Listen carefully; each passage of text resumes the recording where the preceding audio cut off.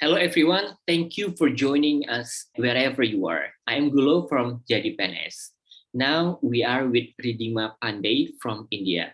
She is now 14 years old climate activist, TEDx speaker, and DBC 100 Women 2020. And recently, she is 16 Women Restoring the Earth 2022 by the Global Landscape Forum. Hello, Ridhima. How are you? Hi, Gulu. I'm great. How are you? I'm doing good. Thank you so much for joining us here, like to hear the voices of young people, just like we did. And we hope that there will be more young people voicing, advocating for a better world.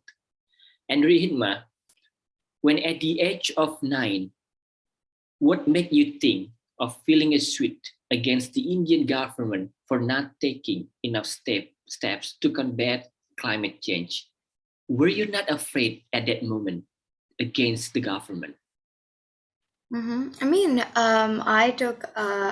filed the petition after a long time. I came to know about climate change back in 2013 when I was like 5 or 6, and it happened because I saw the flash floods that occurred in my home state, Uttarakhand. So, I was staying at my house and it was all good. I was living a normal life, and then suddenly the flash flood occurred, and my parents were seeing the news 24/7, and my dad went there to rescue the animals because he works for the wildlife conservation, Mhm. and my mom was watching the rescue teams like going there rescuing people. She was watching the news and everything, and I was just staying at my house. I couldn't really understand what was going on, and then there was this day when I really wanted to watch something else than news. So I just asked my mom that I want to watch something else, but she didn't allow me to do that. And she was like, do you know how much is going on in our state right now? You should watch the news, see how the people are suffering. And I didn't really had any other option just to sit next to her and watch what she was seeing at that point of time. And that's when I saw like people hurt, people crying. And I still remember those visuals where I can see it was just destruction everywhere. Everything was pretty much broken, and people were crying, and they were saying that they can't find their family members. And kids were like, those who stayed there were like, we can't really see where our house is. Everything is just broken now. We don't know where we're gonna go, and we can't find our parents, or our parents are hurt, or they were hurt. So after seeing all those visuals, I can say I was pretty disturbed, I was pretty hurt. And I asked my mom what was the reason behind, that big of a destruction, because for a 5-year old, we don't really see 5-year old kids don't really see that kind of destruction every single day. So I was like, what in the world just happened, and how all this was destroyed. And then my mom was like, a flash flood occurred, and I was like, what is it? I didn't know what flash floods were, what cloudburst was, and what climate change was at that point of time. Mhm. So then she explained me about what happened at that particular place, and the flash flood occurred, and it does destroyed every single thing.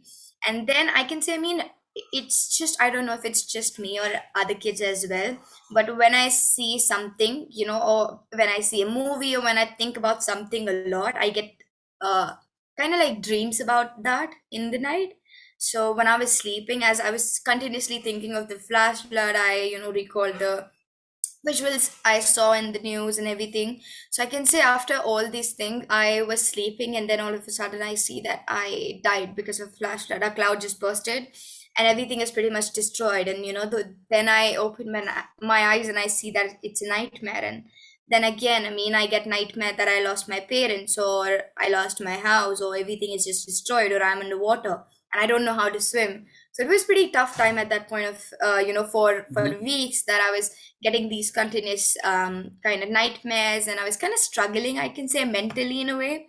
And after a lot of nightmares, and after a lot of struggle, I just thought that I want me, or my at least my parents, to do something to stop the floods. So I was like, I just went to my parents and I asked, what can I do to stop the floods? Because I don't want to die, or I don't want to lose you guys, or I don't want to lose my house. I want to still, I want to stay alive. I don't want to be like those kids, I don't want to lose you guys and everything. So I was like, what can I do to stop flash floods? And that sort of is when my parents introduced me to what climate change was, and they explained me that even though it's a natural phenomena, it is these things are happening more often and it is being more destructive because of climate change. And they explained me what global warming was. And I mean, even though I was very scared of flash floods, I can say I got really intrigued by, what global warming was, because my mom told me that our human emissions were increasing the temperature of the earth. And I mean, my dad say I would be the one most impacted. So I didn't knew he was referring to my whole generation and the coming generations. What I thought was that he's talking about me. So I was like, why am I going to be the only one impacted? And then I was like, how I mean, human emissions is impacting, because for me at that time only cars used to emit. So I was like, Mhm. how can a driving car change the temperature of such a big earth? And I mean, how is all this even possible? And even if the temperature is increasing, why is it gonna be bad? So I mean, I was really intrigued by all this, and I can say I started learning. And I mean, gradually as I learned about the powers that the government has, or the way the older generation is taking the problem, the way they are neglecting the problem, the way they are only concerned about their profits, about their luxury and everything, and no one really cares about my generation, and no one really cares about our life. And that sort of is, after reading a lot and after trying everything I can, I just felt like it Mhm. was enough. And why shouldn't I also be the one take action for myself? If no one is gonna do anything for my generation or for me, and I'm gonna suffer in the future, why shouldn't I do something to save myself or and my generations, or the coming generations ahead? And that sort of is how I gradually started working on myself and my lifestyle. And then gradually I just got this idea of doing a petition out of, I don't know, nowhere, I could say. I mean, my dad used to do a lot of petitions and PILs for Mhm. wildlife or for conservation stuff, so I could say I got intrigued from there. And eventually I asked my dad, if you could do a petition, because I mean, I didn't know that I was even allowed at that point of time, being 7 or 8 year old, because that sort of is when I got the idea. So I was like, can I do a petition? Or if I can't, can you do a petition? And my dad was like, he'll think about that. And once he talked to his friends about that, they just came up with that they should support me. And gradually they drafted the petition and we filed that. And yeah, here I am today. Thank you, Ridhima. And then in 2019, you and other 15 other children around the globe filed a complaint to United Nations Committee on the Rights of the Child for failing to address climate change. What was that like? I mean, it was completely a different experience, even though it was also a lawsuit. It was at the United Nations, so it was a big deal for, someone like me who has been working on this problem from like 2017, I can say properly. And, I've been trying my best to do stuff. And, it was really important to me as person, because, I mean, I failed in India because my petition was dismissed by the National Green Tribunal on the basis that the government was doing everything right by seeing their paperwork, even though in my petition we clearly mentioned that the government is doing work just on paper, not on ground. And the court was like, they saw the paperwork and they were like, everything is going on very perfect, and there is no need to give any guidance to the government. And I was like, I mean, it's not correct. And we, even though we took it to the Supreme Court of India, nothing has come up even till today. So it has been really long. I was 9, I'm 14 today, and it's still, the case is still pending in the court. But yeah, as for the UN lawsuit, I can say it was a really big deal, because I mean, initially what we wanted to do with my petition in India was to have more kids join it, and sort of so, we can make it more impactful and more stronger. And we can have more kids just like me support the petition. We could, if we could have kids who think like me, or who are concerned about their lives, who are concerned about climate change, or even the normal problems that they're facing because of climate change. Mhm. But I mean, people agreed in the beginning for like to be the part of the petition, but as they saw the drafts of our petition, it was against the government. And because I mean, in the beginning we didn't knew what we are going to do, and against, if we are going to do it against the government of India, like the central government, or is it going to be something else. So once we drafted it, we sent them the drafts, and they were like, they were no longer interested in being a part. Mhm. So I mean, then I was just left alone doing it, the petition. So I mean, I was really interested when I heard about that it's gonna be a group of kids from all around the world. I mean, say a kid from each and every single continent. And I mean, I was really excited, to be honest. And then I came to know that I would be the only kid from Asia being there, and I felt really honored. But I mean, I was really excited to go to New York in the beginning because I mean, seeing the Marvel movies and everything, I was like, oh my God, I'm going to New York and everything. And my brother and I was really excited. But then I mean, when I went to New York and when I met all the other kids, like all my co-petitioners, I mean, it was really nice. I mean, I got to know a very broader perspective of kids because before that, I was just myself. I mean, I didn't know any other kids, those who were working in the same field, or like the people I knew who were working in this field was my parents, my lawyers, or some of their other friends. I didn't know kids. I mean, those who were working in the same field. So I was so excited to meet other kids. And when I heard their stories, I just felt like every single story was kind of like similar. It was just that it could have been other problem. It could have been wildfires, but it was just like, they saw it, they felt it was affecting them, or it did affected them. Even physically, for me, it was kind of like a mental kind of pain, but for them, they felt it physically. They were affected. Their house was affected, and then they started taking action. And here they was, just like me. So it was really inspiring. And then when you have just kids like yourself, we discussed a lot about what else can we do, and what are the stuff that we all can do together. And and we enjoyed a lot as well. I mean, we used to walk every single, I mean, at every single place. I mean, we didn't took cars or anything because of course, I mean, we were trying our best to reduce our emissions. So I mean, it was really nice being all together and then working with the people in the UNICEF, and working on our speeches and everything. It was really fun all and over. And yeah, I can say it was one of the experiences which made me kind of like more into activism because when I went to New York, that sort of is when I attended my first climate strike. And when I attended my first climate strike, that sort of is when I understood how like that awareness is very big problem in India, and there has to be something that needs to be done in order to solve that problem. So I can say that sort of is how I got the idea of creating awareness in India, and I started doing other stuff like campaigns and everything. So I can say overall it was a really nice experience. I learned a lot, and yeah, I got really great ideas from being a part of the petition. And yeah, it opened a lot many other opportunities for me. So overall it was really nice experience of my life, I can say. Thank you so much. That's so amazing.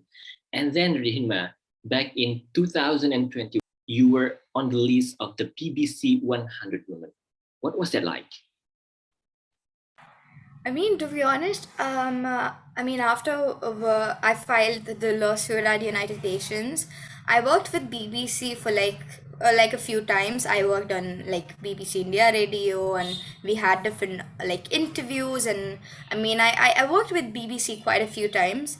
So then I got this message. I mean, I didn't. I mean, I just what I used to do was like I used to read the email, and I used to just answer the questions to anyone who wanted me to do something. So I got this message from BBC, and they sort of wanted me to answer a few questions and then um, send them over. And I was like, it might be something just like the previous interviews I did. And my mom was like, you're gonna be mentioned in some list. We didn't knew which list it would be, and what is it gonna be like. I mean, it was nothing was really confirmed at that point of time. They just asked me to send the answers, and I was like, okay. And then I was working on a feature film, and the crew was coming to my house on the same day the list was released. um I mean, I didn't really had any clue that the list was released, and it was a really big deal. I got this message from my producer who lived in the UK. She texted me saying congratulations and everything, and she sent me this whole poster of me being in the list, and I was like, Wow. okay, I mean, welcome. And I didn't knew what it was even till then. And then the whole crew comes in and they're like, congratulations, Ridhima, and everything. And I was getting ready for the shoot and everything. And, we are going through the schedule. And I was like, thank you. But I mean, can you tell me for what? I mean, I'm still kind of not sure what it is. And then she sent me the link. And then I was like, it's me, Mama, it's me. And then, I mean, my mom, I mean, because I don't know, because I worked with BBC, I didn't knew it was a huge deal being, on that list. I was like, okay, it might be something, like like something small. And then, I mean, I understood that it was a really big thing, and I was like, wow. I mean, I didn't really knew how to react at that point of time. We had schedule, we didn't had time to celebrate and anything. I was like, let's go on with the things. I mean, I have a lot to do, and I was like, it's great. And after a while, when I had other interviews, people were like, she's been mentioned in the BBC's list. And I was like, it's really a big deal. Okay. Good job, Ridhima, you did a good job. So yeah, it was this messy story that I had when I, come to know about the list and everything. So yeah, it was pretty great, but yeah, I had a really very weird reaction to that. Thank you. Wow, wow, wow. And Ridhima, how did the recognition BBC 100 Women impact your life afterwards? I mean, it had a really big impact. I mean, everyone was like in every single interview, like, I mean, you did, everyone does that everywhere. She's been mentioned in the BBC's list. She's been mentioned in the BBC's list. She's the most, like, most influential and empowering women's list. I'm like, okay. And everyone is like, working with BBC is a big job. I know that. And yeah, I mean, I feel really honored that, I got to work with BBC or the platforms like, Vogue and everything. And yeah, I mean, it just feels really great when someone introduces you like that. Like specifically when you didn't know how important it was, and once you go into interviews, you're like, okay, this is really a big deal. It's bigger than you thought it is. So yeah, it's really great. And I mean, yeah, I mean, I guess the more I've accomplished in a way, the more people have started taking me seriously. I mean, it was the same when I filed the lawsuit at United Nations with other petitioners. It was that then people were like, she's filed a lawsuit at United Nations, and people started taking me more seriously. And then I was mentioned in the BBC's list, and then people were like, they started taking me more seriously. And then, it was one after the other. I started working with other people, and, they started contacting me just because I was mentioned in the list and everything. So, yeah, it kind of like had more and more opportunities. And it was kind of like, okay, people were like, she's been mentioned in BBC and she has done a complaint at UN. She might have something good to say, or she has done something, so let's talk to her and something like that. So I feel like it did had a lot many opportunities for me, and people just started taking me more seriously, even though I feel like it shouldn't have been this way. People should have taken me or other activists like me, you know those who haven't had got these kind of accomplishment back then. Everyone should take every single person who's working in this field seriously, because they might have something more important than me to say, or their story might be more impactful than mine. So I feel like, yeah, it's kind of like not really great that people kind of judge you on the basis of your accomplishments. But yeah, it had a great impact on my life, I can say. Thank you so much, Ridhima.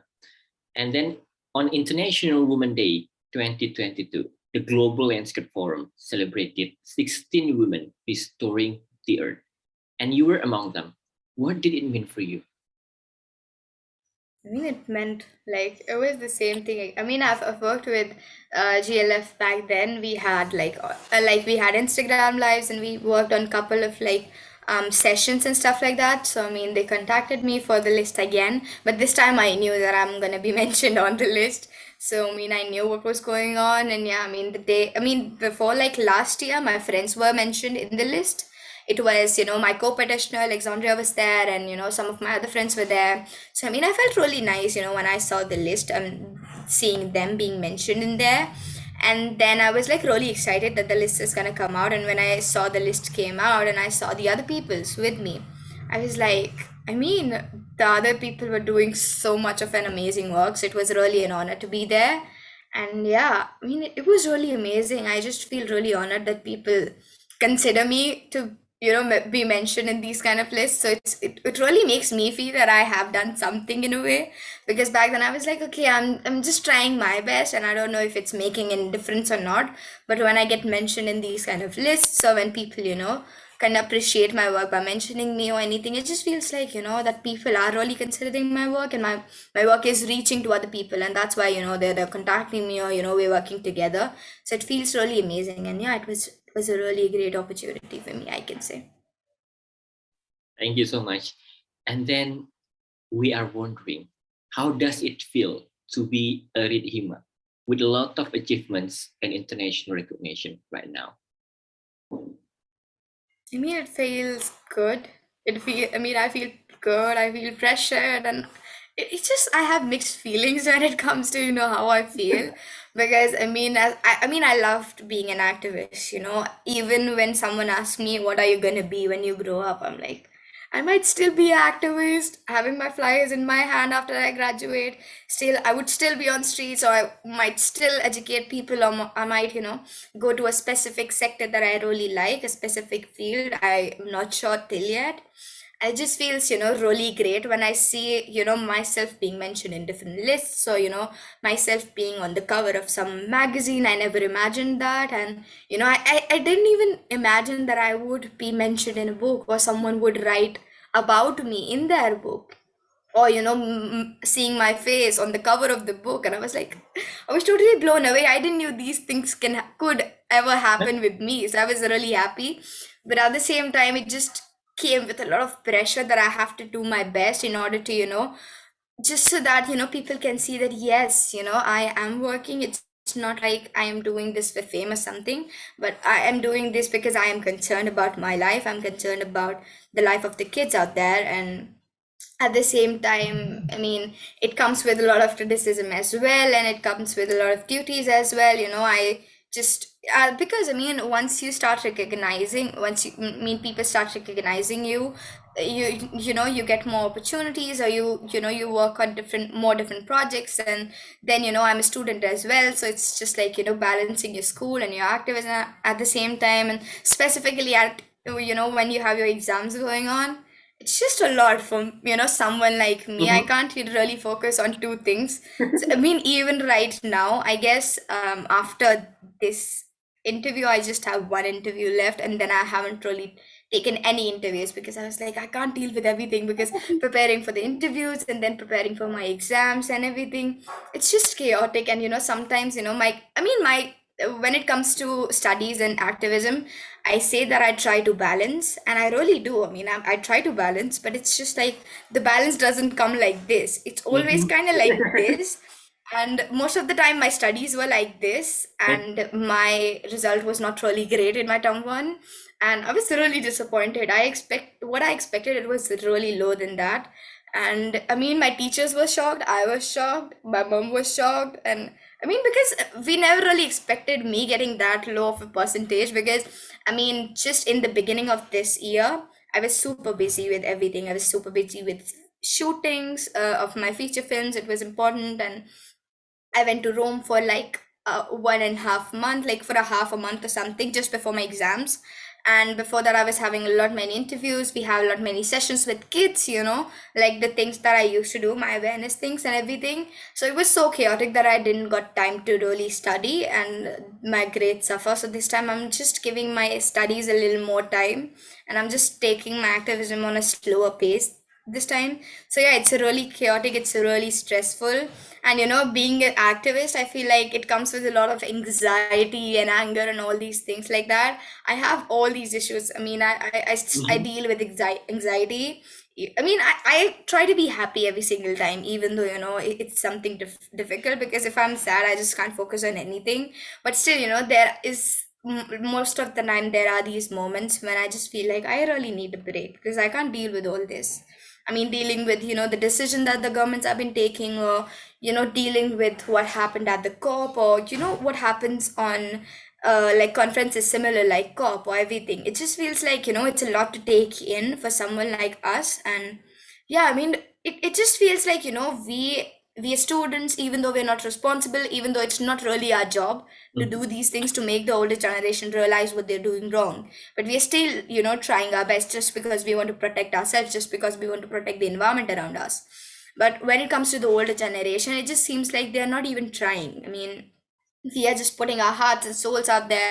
We're just doing our best. Our studies are suffering, our lives are suffering, but still we're doing all in our capacity. And but when it comes to the older generation, or when it comes to the policy maker, it just seems like they just think about themselves, their profit. And it just isn't really great experience. And So yeah, I mean, it's just a lot to take in. And when I just feel like I can't deal with anything, I just take 2 days rest. I just, I might sleep for the whole day, or I might, go to my friend's house, or play with my friends, or play with my pets or anything. But yeah, I mean, it's a lot, being mentioned or having all these recognitions. It just feels like it comes with a lot of pressure and with a lot of stress, anxiety, and all the things. But yeah, it comes with a lot of, nice experiences working on all those things. And yeah, it makes me feel happy that at least, I have achieved something, even though it comes with a lot of pressure. It kind of feels like it's worth it in a way. So yeah. And how do you tell your classmates at school about climate change? hmm I guess I mean, being in the 10th grade in India, I guess we've learned about climate change a lot. So, what I do to make my classmates aware is that, first of all, I mean, they know what climate change is.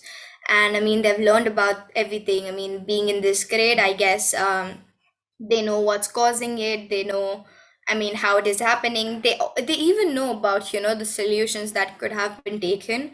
But it just seems like, no one really cares. It's just, they just mug up those things for the exams, and then everyone just forgets about that.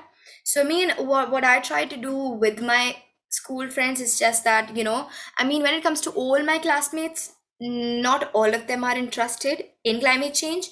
And when I try to make them interested, it's just that they never seem to want to talk to me about that. It's just this, awkward thing that happens. No one really wants to listen, and everyone just starts laughing, joking around about me and everything. So it's just, a really stressful situation out there.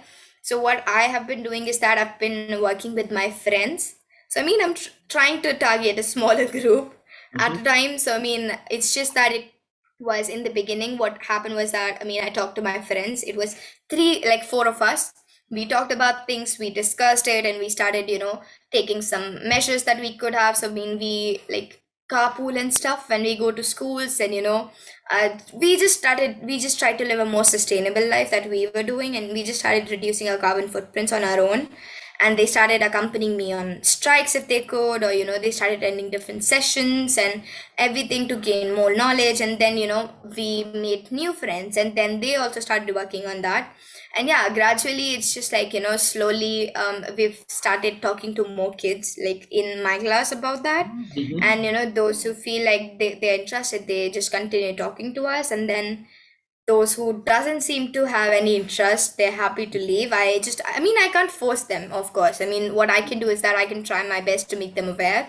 But at the very end, they are the one those who have to take actions for themselves. So I mean, they are going to realize how big this problem is sooner or later. But I mean, what I am afraid of is that, it might be too late when they would realize that they should do something for the problem. So, I mean, I try my best to make them aware, but it's also something, that my school should have, emphasized more.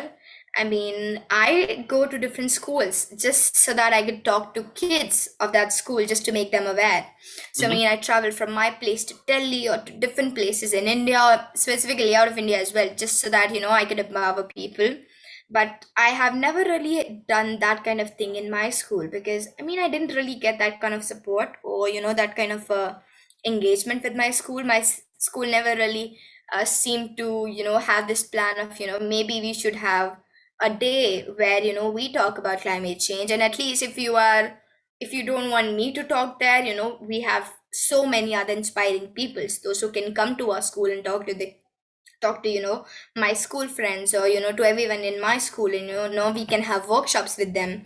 I have attended so many great workshops with other people, and it just seems to give so much knowledge to me. I mean, I've been working since 2017. I know most of the problems. I've been working on these, but still, we still need more information, we still need more data, and kind of like different things in terms of how what else can I do to make kids more interested in the subject, rather than having it like a boring conversation. So I feel like, it's a lot that we can learn from different people, those who are really experienced in this field. But it's just that, my school isn't really, interested in all these things. So it just ends up like me and my friends, trying our bits and not really having a great outreach in my school. And Mm-hmm. it seems so really awkward when someone asks me, how things are going on in your school. Because I mean, I go to different schools just for this specific thing, and I haven't really done it in my school. So I mean, it also, makes me, talking about it awkward, because it just makes me feel that it kind of is that, if I can't even make my school friends aware about that, how are people gonna expect me to, make other people aware about, these things?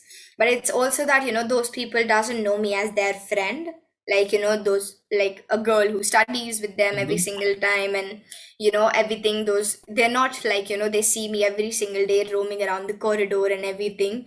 So that sort of is also, I guess, it makes a difference, and that sort of is why they take me seriously. They see me as an activist rather than seeing me as a student who is Ridhima Pandey in their school. So yeah, I feel like that sort of is why I feel like other kids in other schools seems to be more impressed by what I do than, my school, like my peers, or the kids in my school. There some of my friends are like, they're really intrigued, I mean, about what I do. Some of them were new students, and they just we had this retreat. My friend got hurt, and they went to her house. I was not able to go because my mom was not at home, so we I was on a video chat with them. And then all of a sudden, they were talking about my activism. I mean, it's always kind of like, it's not like a bully or something, but it's something like, you are famous now, or you're an activist, you go out of India and stuff like that, all these things. So my one of my friend didn't knew I was an activist, so she was like, what are you guys talking about? And then one of my friend was like, just Google Ridhima Pandey, and then she did that, and then she saw the picture, and then she saw me. She was like, is that you? I was like, yes, it's me. And then she read my bio and everything, and she was so intrigued by that. Even my friend's mom was so intrigued. She came to talk to me, and we had this very weird conversation going on.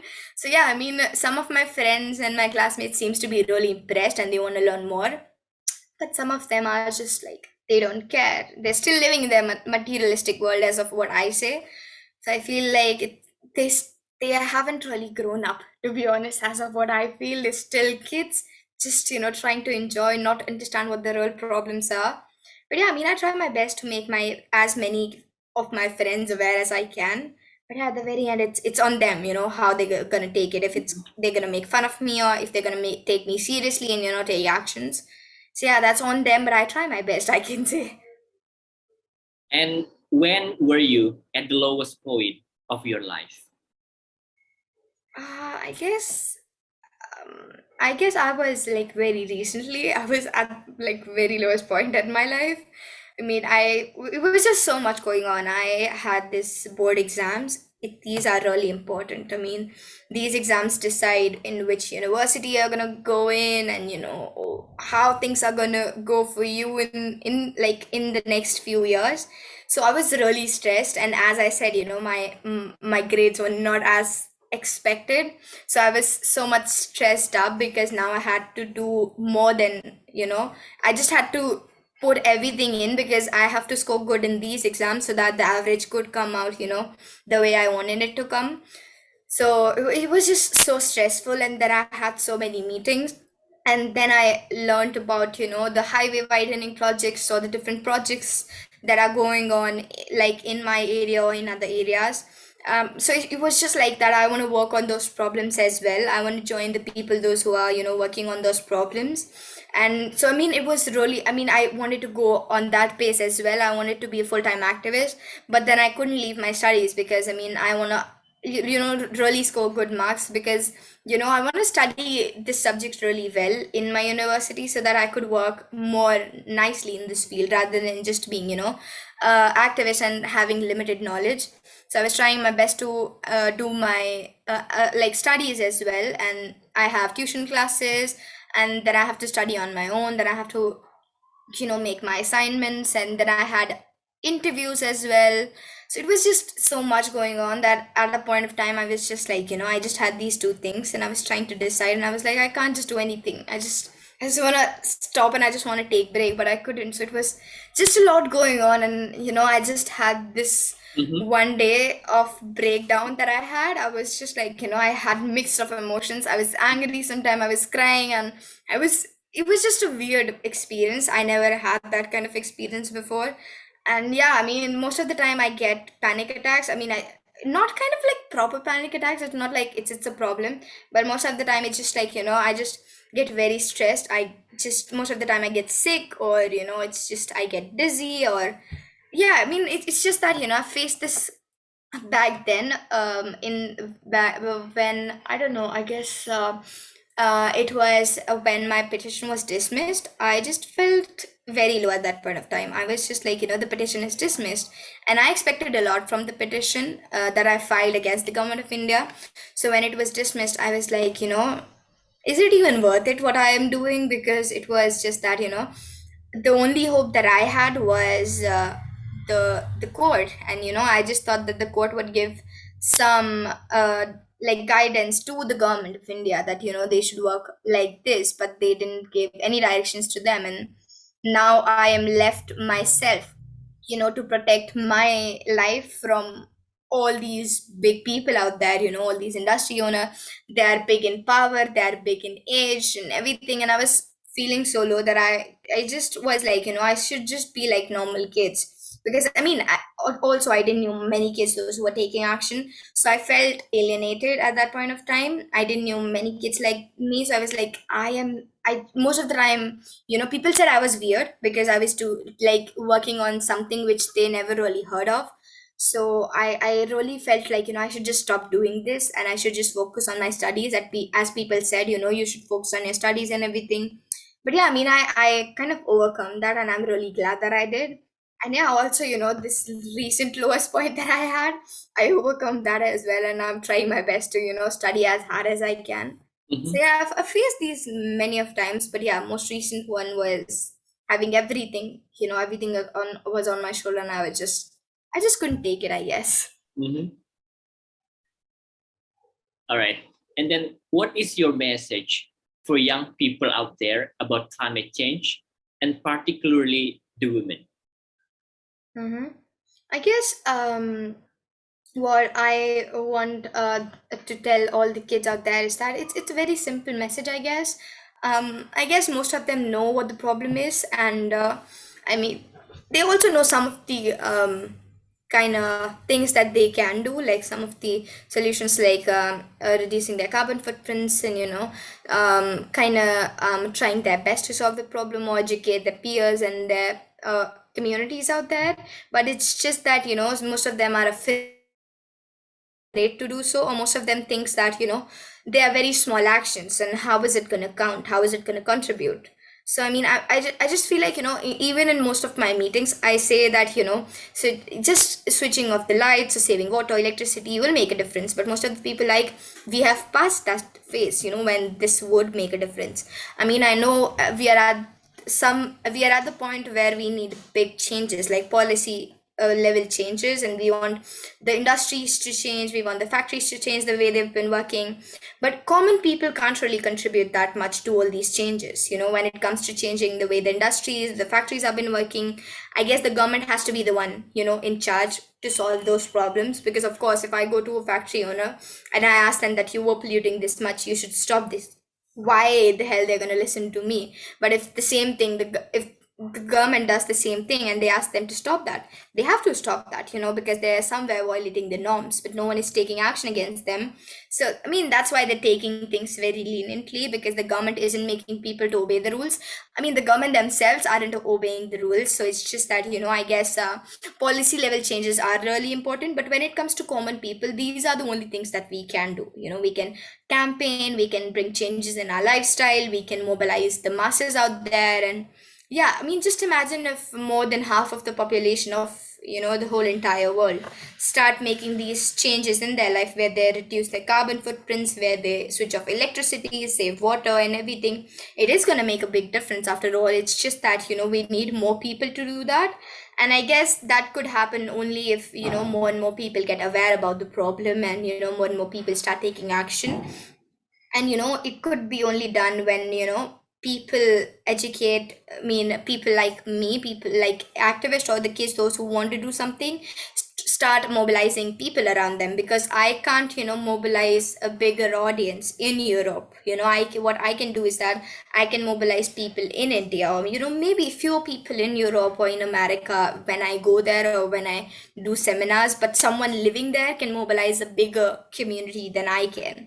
So I mean, we want more and more kids, more and more people to change their lifestyle, first of all bring changes in your lifestyle, and then show people how easy it is. It's not something that that only you can do or only I can do. It's something, these are like some small steps that every single person can change.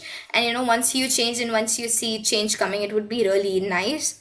And yeah, then I just go by the saying that be the change you want to see in the world. And yeah, I would just recommend that to every single person out there. I mean, you're going to be the one facing all the consequences. I mean, the government isn't going to be there, the older generation isn't going to be there, in fewer decades. So they're going to live their life happily. They've destroyed everything, they've lived a happy life, but what they've left for us is suffering and suffering. So I mean, you have to be the one to come up out there and to fight for yourself. We can't just wait for someone. We can't wait for a guardian angel to come out and to fight for us. It's not gonna happen. We have to be the one to fight for ourselves. And for us, it's one specific thing that we have, one advantage that we have is that we are not, if something comes up with our efforts, it's not just going to be for myself, it's going to be for the betterment of every single person living out there. Or even if it's not just going to be for my generation, things are going to be better for the older generation as well, because I mean, they are also living in a bad environment even though they had a great childhood. So yeah, things are going to be more worse for us, but it's not really easy for some of the older generation out there, those who are living in the poor communities or in the indigenous communities out there. So I feel like, yes, I mean, it is really important for the kids to take action, for the youngsters to take action, because you're going to be the one, facing all the consequences. So it's just now everything comes on you, whether you want to come out and take action or whether you're just going to sit back. The problem, you're going to sit back and you'll just think of what can possibly I do, and then struggle in the future and blame yourself that you didn't did anything. So yeah, that's on you. Yeah, so for me, I guess what I can do is that I can only motivate, like the youngsters. What I can do, I mean, me or the other activists, what we can do is that we can motivate them, we can inspire them to take action, but at the very end, they have to decide for themselves whether they want to take action or whether they want to sit back at their homes and they just wanna, I mean, they know what the problem is, and if they don't take any option, any kind of like I can say, if they don't really take any actions, then it's just gonna be that they're going to blame themselves in the future that they didn't did anything. So they have to decide for themselves whether they will take action and they will do their best to solve the problem with us, because we need a bigger mass to mobilize everyone, or they're just going to sit back and maybe criticize themselves in the future that they didn't did anything, and they just sit back at their houses, kind of like enjoying their life then but struggling like in the future just to survive. So yeah, it's on them, but yeah, I would say that do your best, and even your smallest action counts. And yeah, I mean, we are here to help you. You can reach out to us, and we would be really happy to help you guys. But you have to be the one taking action. We can't come out there to be the one to like bring you out. You have to be the one taking action for yourselves. And what is your hope for a better world? I feel like, I mean, what really gives me hope is that, when I see kids my age taking action, I just feel like they really motivate me and they really give me hope that things would change in the future. And when I see like support from the older generation, because I won't blame the whole entire older generation from the problem. There are many people, those who are trying their best to solve the problem. So I feel like when I see all these people, those who care about environment, and those who are taking like doing their best, I just feel like I feel really motivated from them, and I just get these vibes that things can change. So yeah, I feel like all these people taking action really inspires me. Thank you so much, Ridhima, for your inspiring story. Thank you so much. Sure. And thank you everyone for joining us. We all can collaborate to make this world into a better place. I am Gulo from Jadi PNS. Thank you and see you again.